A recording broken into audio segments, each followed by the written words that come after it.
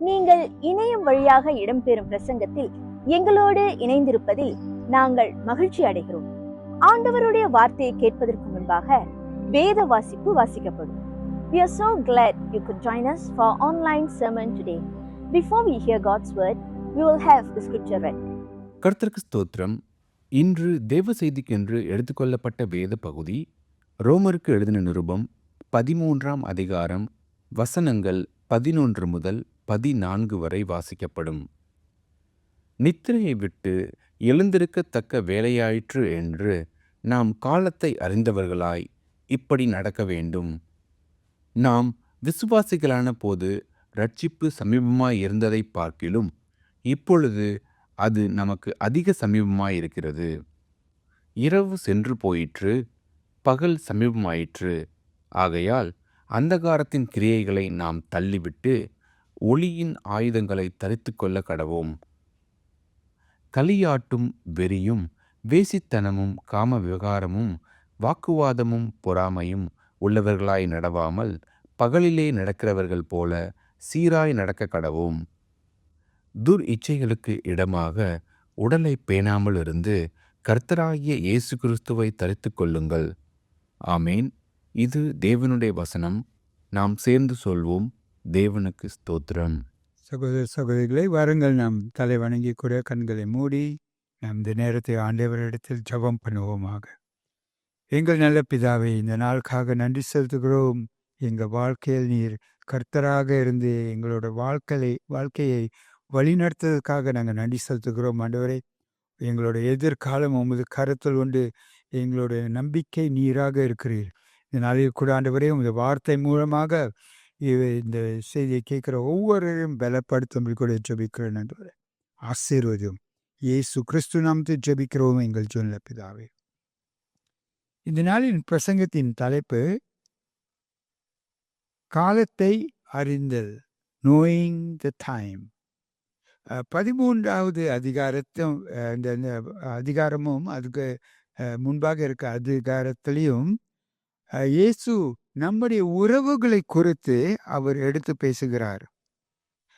In today's passage you just read from Romans 13 verses 11 to 14.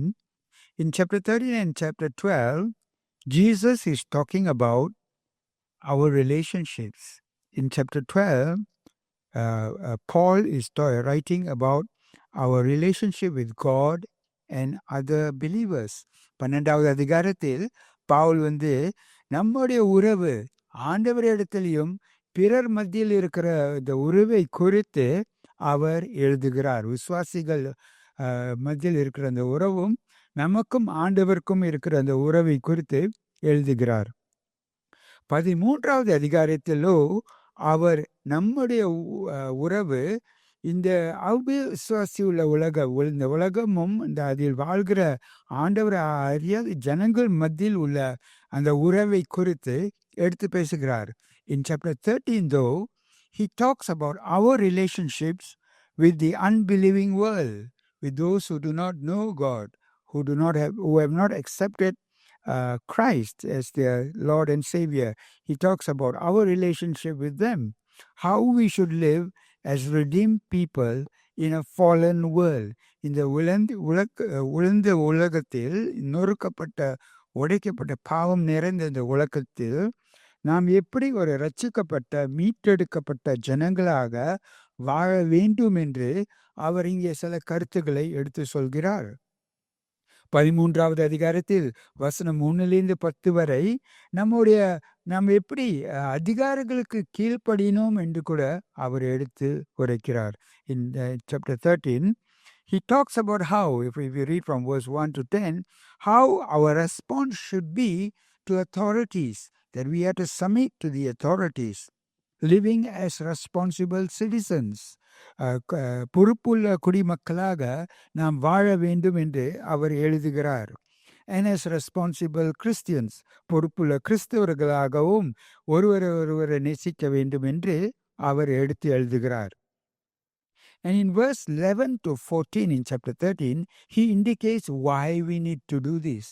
அந்த 13வது அதிகாரத்தில் வசனம் 11 14 வரை நீங்க வாசிப்பதை கேட்டீர்கள். அது ஏன் நம்ம செய்ய வேண்டும்? அதுக்காக நம்ம ஏன் அப்படியாக செய்ய வேண்டும் என்று அங்க வெளிப்படுத்துகிறார். 13வது அதிகாரம் 11வது வசனத்தை வாசிப்பதை மீண்டுமாக நாம் கேட்போமாக. Let us hear verse 11 being read again in Tamil. நித்திரையை விட்டு எழுந்திருக்கத்தக்க வேளை ஆயிற்றென்று நாம் காலத்தை அறிந்தவர்களாய் இப்படி நடக்க வேண்டும். நாம் விசுவாசிகளான போது இரட்சிப்பு சமீபமாயிருந்ததை பார்க்கிலும் இப்பொழுது அது நமக்கு அதிக சமீபமாய் இருக்கிறது.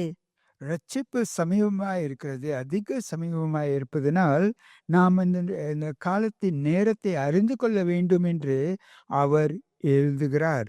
He says that because salvation is nearer to us now than we first believed, we need to know and to be aware of the time. And that is the title of today's message, as I said earlier, knowing the time. காலத்தை அறிதல் என்று தலைப்பில் கூட இந்த பிரசங்கத்தை உங்களுக்கு பகிர்ந்து கொண்டு விரும்புகிறேன். These verses tell us to be aware of the time that we are living in. இந்த வசனங்கள் நமக்கு என்ன எடுத்து சொல்கிறது என்றால், நாம் வாழ்கிற இந்த காலங்களில் அந்த நேரத்தை நாம் அறிந்தவர்களாக தெரிந்தவர்களாக வாழ வேண்டும் என்று எடுத்து சொல்கிறது. As believers in Jesus Christ, we are awaiting for the coming of the Lord, coming of the King. நாம் இயேசு கிறிஸ்துவை விசுவாசிக்கிறவர்கள் இயேசு வருகிற ராஜாவை நாம் எதிர்பார்த்து நாம் ஆவலுடன் காத்து கொண்டிருக்கிறோம். So Christians need to be urgent about, have to have an urgency about the time. அதனால் அந்த காலத்தை குறித்து ஒரு அவசர நிலைமை இருக்க வேண்டியதாக இருக்கிறது. ரோமர் 12வது வசனத்தில் அவர் சொல்றாரு, இரவு சென்று போயிற்று, பகல் சமீபமாயிற்று என்று. In verse 12 he says, the night is far gone and the day is at hand. Paul says, what he is saying here is that the night here refers to the present evil times that we are living in. அந்த இரவு சென்று போகிறது என்று சொல்லையில் அது அவர் எதை குறித்து எடுத்து சொல்கிறார் என்றால், இந்த இருளான காலங்கள், இந்த பாவம் நிறைந்த காலங்கள் இது முடிந்து போகிறது என்று அவர் எடுத்து விளக்கம் பண்ணுகிறார். And when he says the day is at hand, he is referring to the time of Christ's return.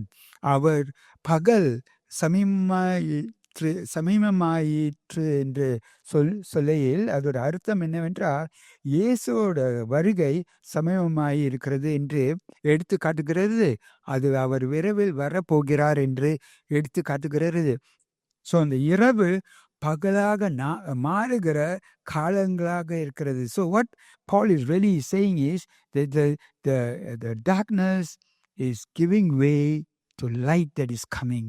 That light is coming soon and the darkness is going away.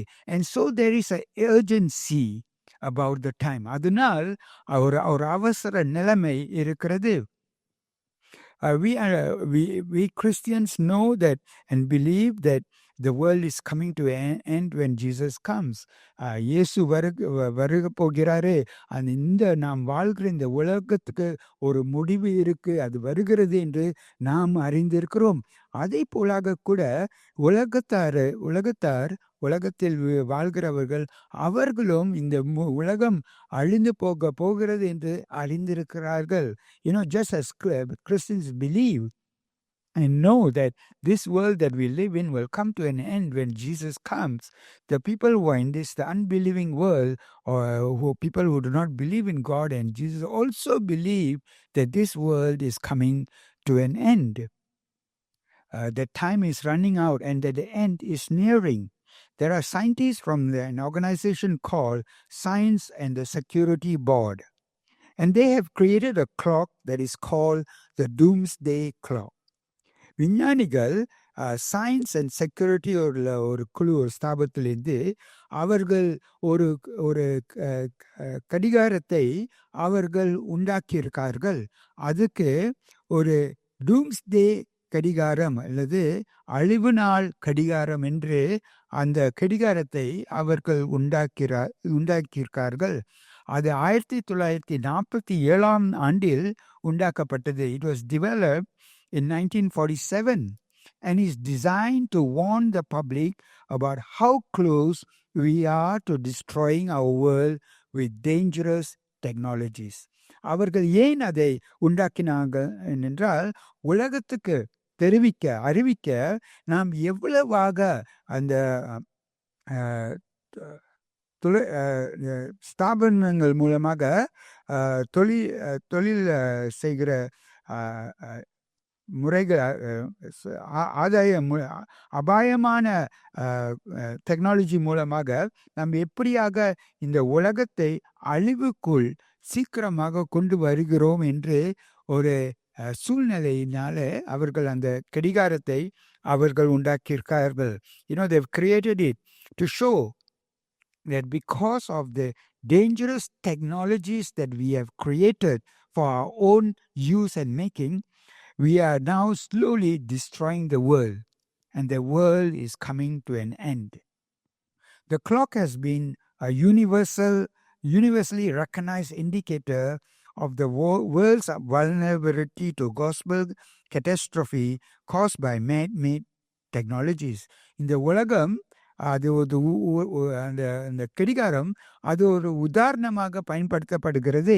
எப்படி இந்த உலகம் மனிதனால் செய்யப்பட்ட ஆயுதங்களால அந்த உலகம் அழிந்து போகிறது என்று அதை எடுத்துக்காட்ட அதை உண்டாக்கினார்கள்.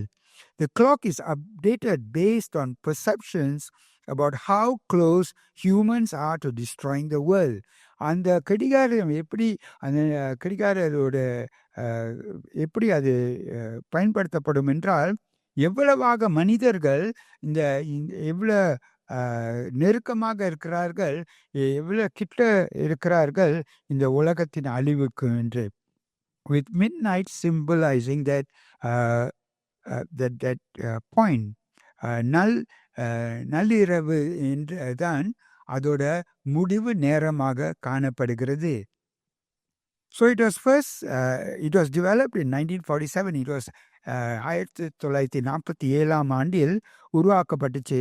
அந்த அநேக வருடங்களுக்கு அந்த அந்த அந்த அதோட அந்த கடிகாரத்தை நகர்த்தி அந்த நிமிடங்களை நகர்த்தி அவர்கள் வைப்பார்கள். It was developed in 1947, and over the years they would move the hands of the clock to accordingly to the danger level, and from it has not been changed from 2020. 2020 ஆண்டிலிருந்து இந்த ஆண்டு வரை போன ஆண்டு வரை அது மாற்றவில்லை. ஆனால் போன ஆண்டு 2023 ஆண்டில் அதில் ஒரு மாற்றம் காணப்பட்டது. There were no changes in the clock, in the hands of the clock being moved from 2020. But in 2023, they made a change in the clock. They reduced the time to destruction from 100 seconds to 90 seconds. அந்த அழிவு காலங்களிலிருந்து 100 வினாடிகள் இருந்தது. அதை 90 வினாடிகளாக மாற்றி வைத்தார்கள். அதை 10 வினாடிகளாக குறைத்தார்கள். ஏன் அதை குறைத்தார்கள் என்றால், அந்த போன வருடத்தில் உள்ள அபாயமான நிலைமையை பார்த்து அவர்கள் அதை குறைத்தார்கள். Why did they reduce the time? Because they saw the danger that is around the world in 2023. Experts said that the increase in nuclear threat, அணு அச்சுறுத்தல், உலகம் முழுவதும் அணு அச்சுறுத்தல் அதிகமாக இருந்ததினால் ஒரு காரணமாக இருந்தது. It's because there was an increase all over the world for nuclear threat. There was also all over the world political tension. உலகம் முழுவதும் கூட அரசியல் பதட்டல் இருந்தது. அது கூட ஒரு காரணமாக காணப்பட்டுச்சு. At the same time, there was climate change throughout the world. The world's climate has changed. உலகம் முழுவதும் காலநிலை மாற்றம் அங்கே காணப்பட்டது. ஒவ்வொரு நாட்டிலும் கூட காணப்பட்டது. And illnesses the rise of illnesses all over the world. உலகம் முழுவதும் நோய்களோட பரவுதல், அதை வைத்து இந்த காரியங்களை வைத்து அவர்கள் இந்த உலகம் அழிவுக்கு இன்னும் கிட்ட சென்று விட்டது என்று அவர்கள் அந்த கடிகாரத்தில் ஒரு மாற்றத்தை கொண்டு வந்தார்கள். So they made a change, saying that all these situations have caused the end to come nearer. It is a time of unprecedented danger. முன்னோடி இல்லாத ஒரு அபாயமான நிலைமைக்குள் நாம் வந்துவிட்டோம் என்று அவர்கள் அறிந்து அந்த நேரத்தை மாற்றி வைத்தார்கள். And so most recently the clock has been moved from 100 seconds to 90 seconds to destruction. அதனால் அந்த கடிகாரம் 100 வினாடிகளிலிருந்து 90 வினாடிகளுக்கு மாற்றி அமைத்து அந்த 90 வினாடிகளில் அபாயம் இருக்கிறது, முடிவு இருக்கிறது என்று உலகத்துக்கு தெரிவிக்கிறார்கள். The time on this clock is not to be interpreted as actual time. அந்த நேரமானது, அந்த 90 வினாடிகள் சொல்றது அது உண்மையான நேரம் இல்லை, ஆனால் அது எவ்வளவாக ஒரு அபாயமான நிலைமையில் இருக்கிறோன்னு எடுத்துக்காட்ட அவர்கள் அதை பயன்படுத்துகிறார்கள். It's not actual time. It does not mean that the 90 seconds has got an actual time frame, but it is used as a metaphor for the danger facing humanity. மனுஷத்துவத்துக்கு வருகிற அபாயத்தை எடுத்துக்காட்ட அவர்கள் அதை பயன்படுத்துகிறார்கள். However, the clock does not describe what happens after the end. ஆனால் அந்த கடிகாரமோ அது அந்த முடிவுக்கு பிற்பாடு, அந்த உலகத்தின் முடிவுக்கு பிற்பாடு என்ன நடக்கும் என்று விவரிக்கவில்லை. In fact, most other religions that talk about the end are also unable to provide any understanding or evidence of what will happen after the end. மற்ற மதங்களோ முடிவை குறித்து தெரிவிக்கிற மதங்களோ அவர்களோ அந்த முடிவுக்கு பிற்பாடு என்ன ஆகும் என்று அவர்களால் எடுத்து சொல்ல முடியவில்லை. ஒன்லி கிறிஸ்துவ மட்டும்தான் அவர் அதை முழுமையாக அறிந்திருக்கார்கள். Only Christians believe that the world only Christians believe that the world we live in will come to an end when Jesus returns and that there's life after that.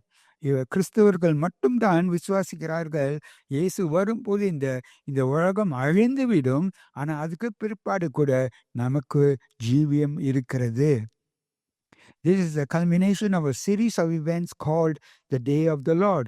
இது எல்லாம் ஒரு உச்சக்கட்டத்தில் கர்த்தருடைய நாள் என்று அழைக்கப்பட்டிருக்கிறது. The time when God will intervene in human history for the purpose of judgment. ஆண்டவர் அந்த நாளில் மனித வரலாற்றில் அவர் குறுக்கிட்டு நியாய தீர்ப்பை கொண்டு வருவார். அது 2 பேதுரு 3வது அதிகாரம் 10வது வசனத்தில் வாசிப்பதை கேட்போமாக. கர்த்தருடைய நாள் இரவிலே திருடன் வருகிற விதமாய் வரும். அப்பொழுது வானங்கள் மடமட என்று அகன்று போம், பூதங்கள் வெந்து உருகி போம், பூமியும் அதில் உள்ள கிரியைகளும் எரிந்து அழிந்து போம்.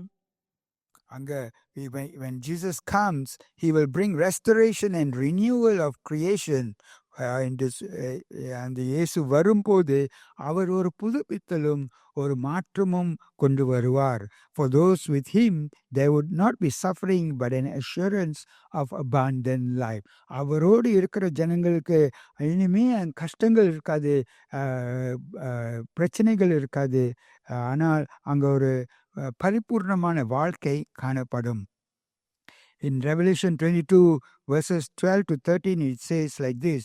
வெளிப்படுத்தல் 22வது அதிகாரம் 12வதும் 13வது வசனமும் இப்படியாக சொல்றது. இதோ சீக்கிரமாய் வருகிறேன், அவனவனுடைய கிரியைகளின்படி அவனவனுக்கு நான் அளிக்கும் பலன் என்னோடே கூட வருகிறது. நான் அல்பாவும் ஒமேகாவும் ஆதியும் அந்தமும் முந்தினவரும் பிந்தினவருமாய் இருக்கிறேன். இதோ சீக்கிரம் வருகிறேன் என்று சொல்றாரு. He says, see, I'm coming soon. And in 1 Thessalonians 4:16 to 17, he says, it says there what will happen when the Lord himself comes. கர்த்தர் வரும்போது அந்த நாளில் என்ன நடக்கும் என்று 1 தெசலோனியர் 4வது அதிகாரம் 16-17 சொல்லப்பட்டிருக்கிறது. ஏனெனில் கர்த்தர் தாமே ஆரவாரத்தோடும் பிரதான தூதனுடைய சத்தத்தோடும் தேவ எக்காலத்தோடும் வானத்திலிருந்து இறங்கி வருவார். அப்பொழுது கிறிஸ்துவுக்குள் மரித்தவர்கள் முதலாவது எழுந்திருப்பார்கள். பின்பு உயிரோடு இருக்கும் நாமும் கர்த்தருக்கு எதிர்கொண்டு போக மேகங்கள் மேல் அவர்களோடே கூட ஆகாயத்தில் எடுத்துக்கொள்ளப்பட்டு இவ்விதமாய் எப்பொழுதும் கர்த்தருடனே கூட இருப்போம். இயேசு வருகிற நாள் நெருங்கி கொண்டு இருப்பதனால் அந்த இருளான காரியங்கள் விலகி போது ஒளியான காரியங்கள் வருகிறது என்றனால் பவுல் சொல்றாரு, ஒரு அவசரம் இருக்கிறது. நம்முடைய வாழ்க்கையில் நாம் சரியான காரியங்களை செய்ய நாம் விழித்து இருக்க அவசியமாக இருக்கிறது.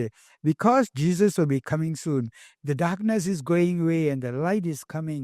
And so Paul says there's an urgency for us to live a life, to awaken, to not be in slumber, to not be indifferent to life on earth, but to be ready, but to make changes. And so here he says two things that we need to do. இங்கே 2 காரியங்கள் சொல்கிறாரு, நாம் என்ன செய்ய வேண்டும் என்று. அது 13வது வசனத்தில் வாசிப்பதை கேட்போமாக. Let us hear verse 13 being read. Romans 13:13. களியாட்டும் வெறியும் வேசித்தனமும் காமவிகாரமும் வாக்குவாதமும் பொறாமையும் உள்ளவர்களாய் நடவாமல் பகலிலே நடக்கிறவர்கள் போல சீராய் நடக்க கடவோம். நாம் இந்த பாவ நிலைமைகளை விட்டு நாம் சரியாக நடக்க ஆரம்பிக்க வேண்டும் என்று இங்கே பவுல் வெளிப்படுத்துகிறார். Paul is saying, let us walk properly as in the daylight, not as how we do in the darkness, but we live as we live in the daylight. Let us behave properly. நாம் சரியாக பகலில் வாழ்கிற ஜனங்களைப் போலாக நாம் வாழ்வோம் என்று அவர் எடுத்து சொல்கிறார். Like Jesus on the Sermon on the Mount, Paul here considers attitudes are as important as actions. எப்படி இயேசு மலை பிரசங்கத்தில் எடுத்து சொன்னாரோ அதே போலாக பவுல் இங்கே நம்மளோட செயலோடு நம்மளோட மனப்பான்மை கூட ஒரு முக்கியமாக இருக்குது என்று எடுத்து காட்டுகிறார். He says that actions alone shouldn't be our attention. We should also pay attention to our attitudes. நம்மளுடைய மனப்பண்பை நம்ம எப்படி யோசிக்கிறோம் சிந்திக்கிறோம் என்று அந்த நிலைமையை கூட ஆராய்ந்து பார்க்க வேண்டும் என்று சொல்கிறார். Our actions are often guided by our attitudes. ஏனென்றால் நம் செய்கிற செயல்கள் அநேக நேரம் நம்முடைய மனப்பான்மைகள் மூலமாகத்தான் வழி நடத்தப்படுகிறது. Just as hatred leads to murder. ஒரு கொலை செய்கிறவன் அவன் உள்ளத்தில் முதலாக வெறுப்பும் கசப்பும் எரிச்சலும் எழும்பி வர்றதுனால அவன் கொலை செய்கிறான். Jealousy leads to strife. பொறாமை பகைத்தலுக்குள் எடுத்து செல்கிறது. Lust leads to adultery. விபச்சாரத்தில் செய்கிறவன் அவன் அந்த விபச்சார இச்சையில் இருந்ததுனால அவன் அப்படியாக செல்கிறான்.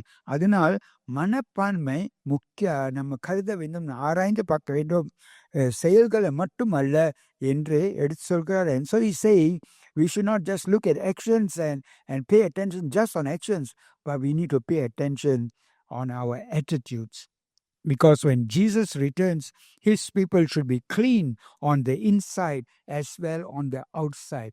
இயேசு வரும்போது அவருடைய ஜனங்கள் உள்புறமாக சுத்தமாக இருக்க வேண்டும், வெளிப்புறமாக கூட சுத்தமாக இருக்க வேண்டும்.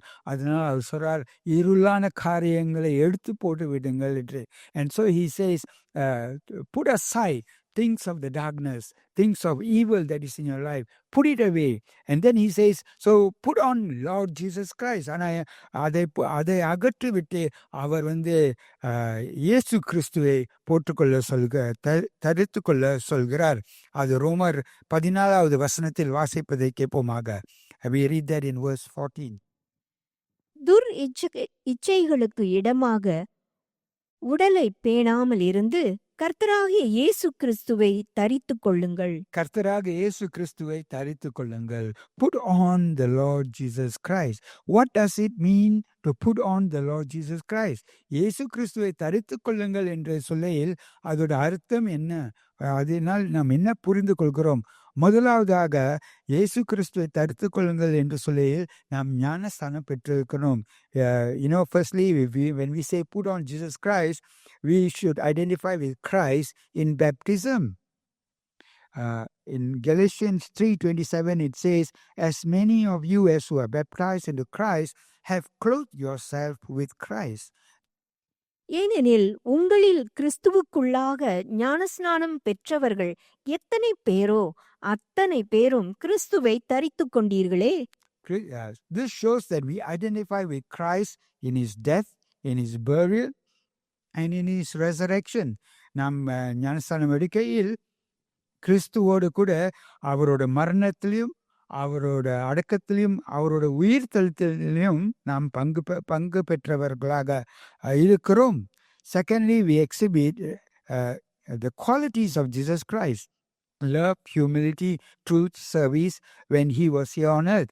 இரண்டாவதாக அவரை தரித்துக் கொள்ளும் என்று சொல்லையில் அவரோட குணாதிசயங்களை நாம் பின்பற்றுவோமாக, வெளிப்படுத்துவோமாக. அன்பு, தாழ்மை, உண்மை, சேவை செய்வது, இதை அனைத்தும் நம் வாழ்க்கையில் காணப்பட வேண்டும்.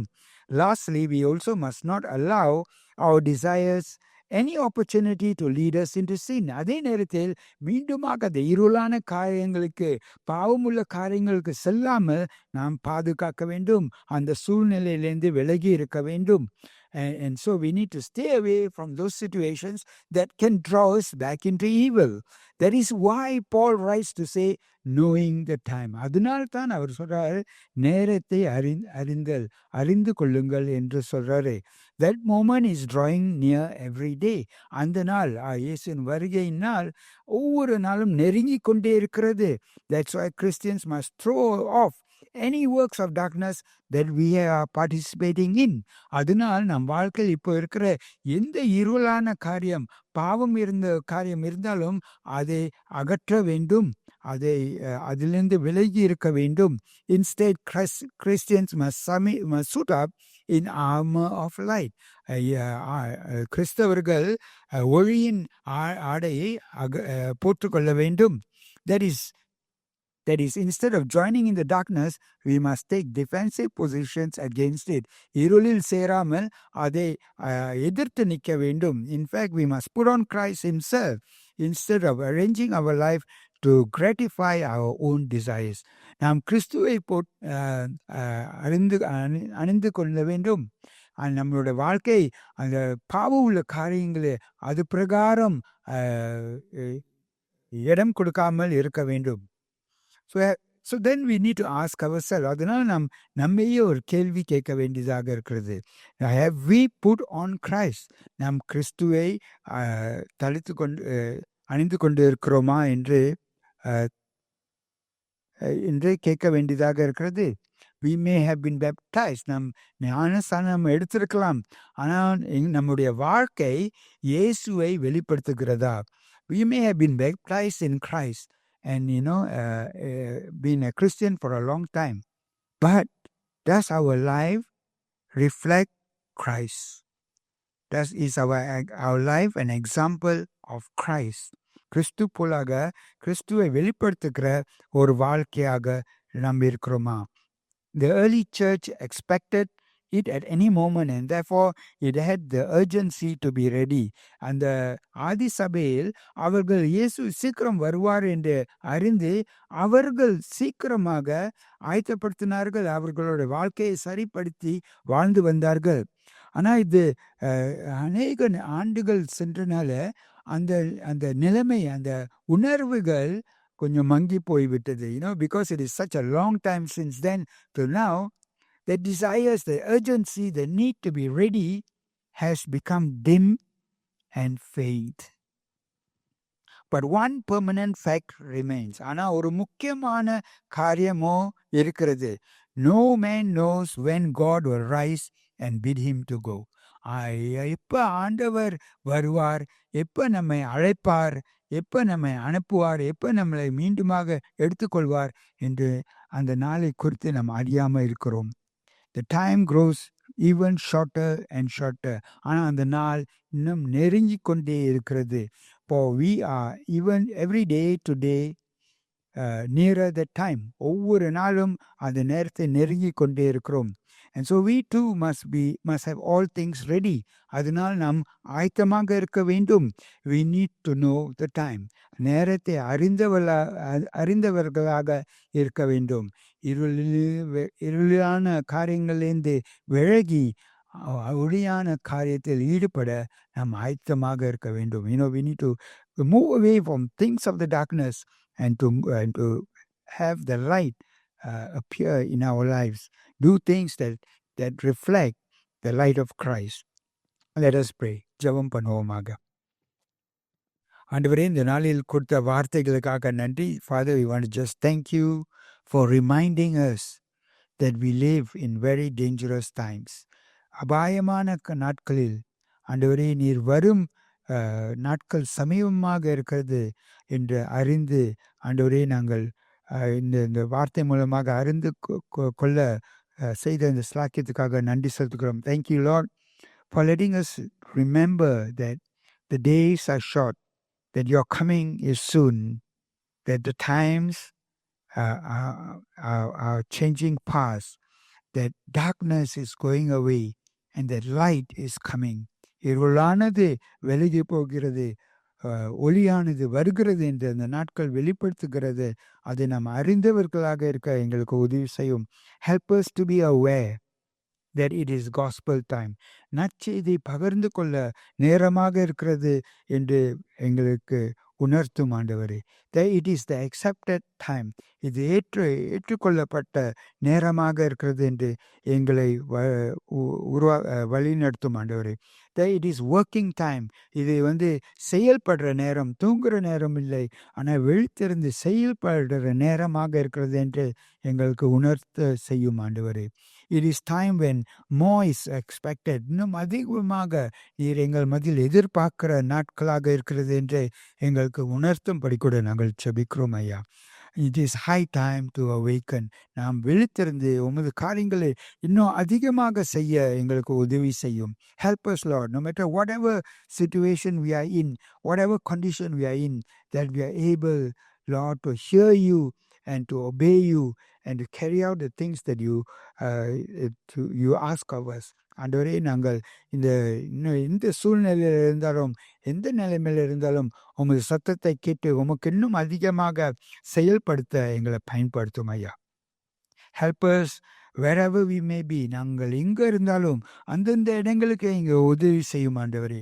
To be able to share your goodness, உமது நன்மையை பகிர்ந்து கொள்ள, and to share your gospel to others who do not know you. மற்றவர்கள் உம்மை அறியாத ஜனங்களுக்கு நற்செய்தியை பகிர்ந்து கொள்ள எங்களை பயன்படுத்தும்.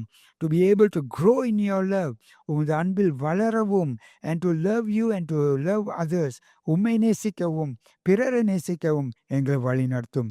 To put off works of darkness, இருளின் காரிலிருந்து விலகி இருக்கவும், and to put on the armor light, ஒளியின் காரியங்களை பின்பற்றவும் எங்களுக்கு உதவி செய்யும் ஆண்டவரே.